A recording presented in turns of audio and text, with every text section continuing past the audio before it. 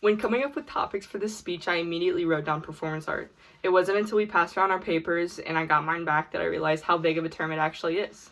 A lot of people thought I was talking about theater art, and when they didn't think I was talking about theater art, they had no idea what I was talking about at all. I laughed at myself as I realized I'm one of 2 art majors of this entire class, and even Alex doesn't know much about performance art. It's a small, intense branch of the art community where artists use live performance to express their art. It usually has some meaningful message behind it. I like to compare performance art to Brussels sprouts because for most it's an acquired taste.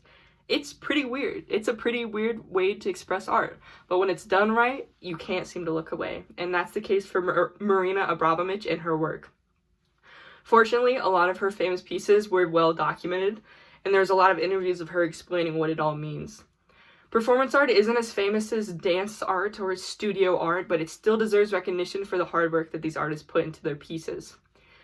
Performance art is kind of hard to explain, and that's why I'm here, but just like her art style, Marina Abramović is also hard to explain. She has many different pieces, which I would love to share all of them with you, but if I did, we'd be here for hours, so instead of it, I've picked my 3 favorites. But before you can understand her art, you have to understand performance art.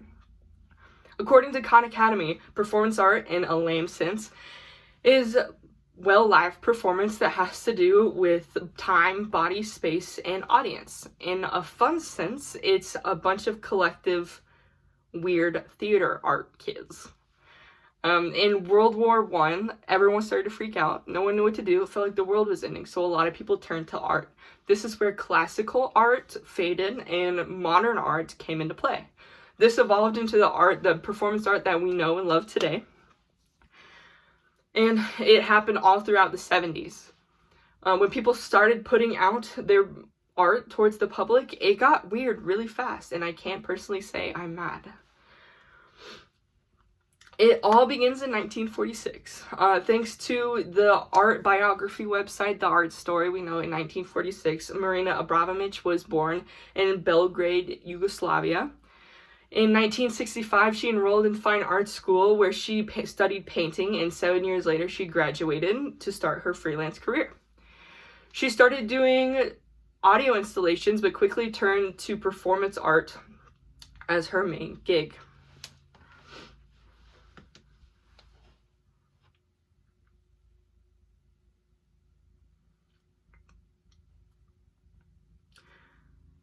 That was her first step into the art community, and she would go on to make many installations. Marina's first famous installation was in 1974, recounted in a book called Third Hand by Charles Green, who was an art critic. And during this installation, she sat at a table with 72 items, ranging from pleasure to pain. She had a sign on the table that said, "I am the object. During this time, I take full responsibility." She was giving up all control to her audience to do whatever they liked with these objects on the table to her. Some specific items on the table included a cup of water, flowers, a whip, coat, honey, a band-aid, salt, knives, rope, and even a gun with a bullet in it. She stood motionless for 6 hours while audience members came and went and did whatever they liked to her. This group quickly split up into 2 different groups, people who wanted to protect Marina and people who wanted to harm Marina. At first, people were giving her water and giving her flowers and putting her in funny different positions, but after a while, people started to push boundaries and started to harm her. They would cut her clothes, cut her skin, tie her up, and even at one point had the gun held up to her head. After the 6 hours was up, Marina stood up and started talking to the audience, and with no surprise, everyone started to run away. Everyone forgot that Marina was not an object, but a human, and the idea of her having feelings was lost in the boundary pushing and the violence. Her purpose behind this installation was to show that performance art can not only transform the audience, but it can transform the artist.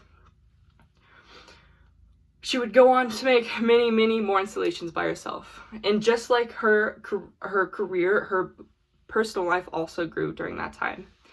In 1974, thanks to the art history biography website again, we know that she met a German performance artist named Frank Lespin, or as most people call him, Yule. After a year of artistic acquaintances, Marina moved out of her house her parents' house and straight into Yulei's house. And the next 12 years will be the most iconic years of their career as a collaborative performance art couple. Again, the artists were not shy about the safety of their bodies during performance.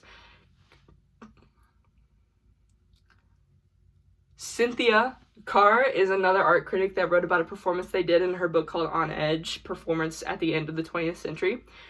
The performance was called Rest Energy, and it's where Yulei held the string of a bow and Marina held the handle of the bow and pointed it towards her body, specifically her heart. The couple then put an arrow into the bow and leaned back away from each other. With the string in the fire position, Yulei's grip was the only thing holding that arrow from going straight into Marina's heart. They had microphones on their shirts that made their increased heart rate audible. And through this performance, they wanted to show the trust and the fragility of life and a relationship. The performance was 4 minutes and 10 seconds long, which doesn't seem like much, but they would go on to make many, many more odd installations like this later on in the future.